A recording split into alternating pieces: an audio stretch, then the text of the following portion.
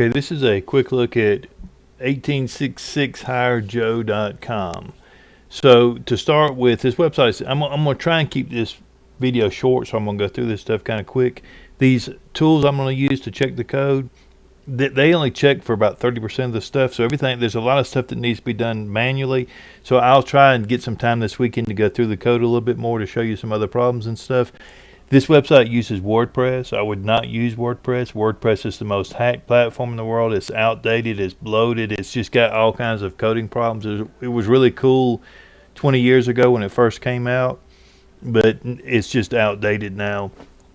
And that, it's still better than Wix and all these other platforms, but it's still an outdated platform. If I was looking for a law firm website, I would probably use Django, because Django is the most secure platform in the world. It allows you to do more with your website. And I would use Python for the coding, because Python is the closest, that's what's used more for AI than anything else.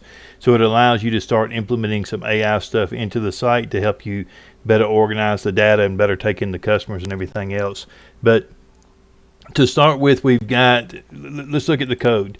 We've got errors here. We've got 29 errors. You can't have any errors on the code. And these are free tools. This is the w3.org validation tool. And what this does is they deal with all the web browsers, with the search engines, with everybody, and they bring everybody together, and everybody kind of agrees on the best practices for coding and everything. And then they help you make sure that you don't have any coding errors.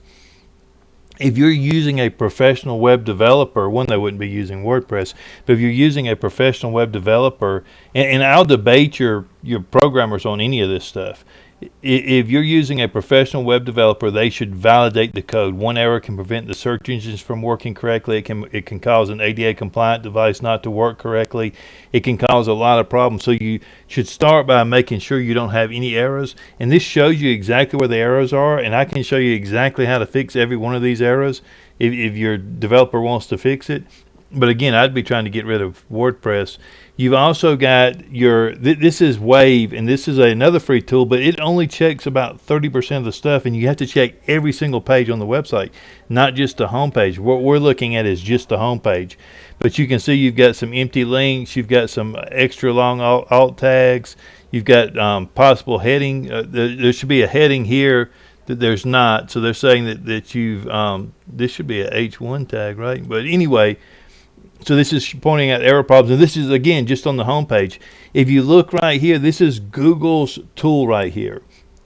If this first content pane isn't within under a second, then Google's not able to spider the pages. They have to limit how often and how deep they spider the site, which means if you're adding new content to the site, Google's going to be a long time finding it unless you've got external links going to it, or they have another way of finding it, or it just sits there long enough that they find it.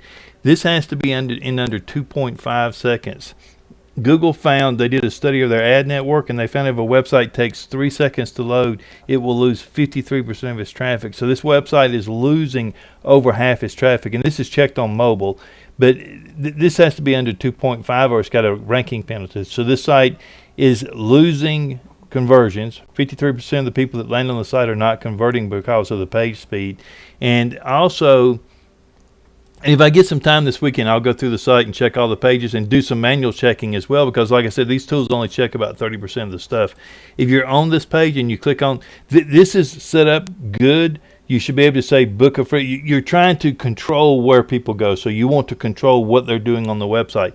When I click on book a free consultation, it takes me to the blog post. So it takes me over here to a blog post.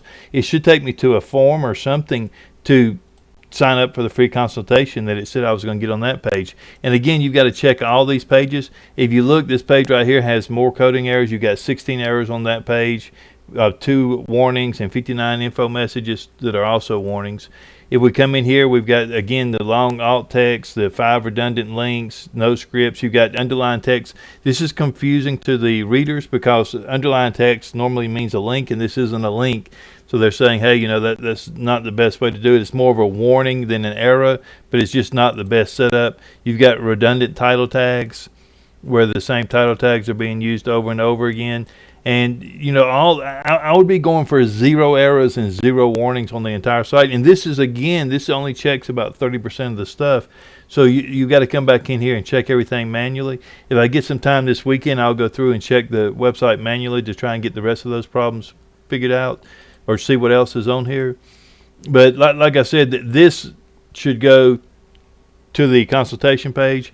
I would try and fix all the errors and all the coding problems, and every single page on the website needs to be checked one by one, and then you need to look at the code as well. But you can see it's got problems right off the bat that need to be fixed, that are easy to see with just the tools. So I hope that helps. If you need anything else, let me know. And like I said, if I get some time this weekend, I'll go through here some more and figure out the rest of the problems. Thanks, and have a good day.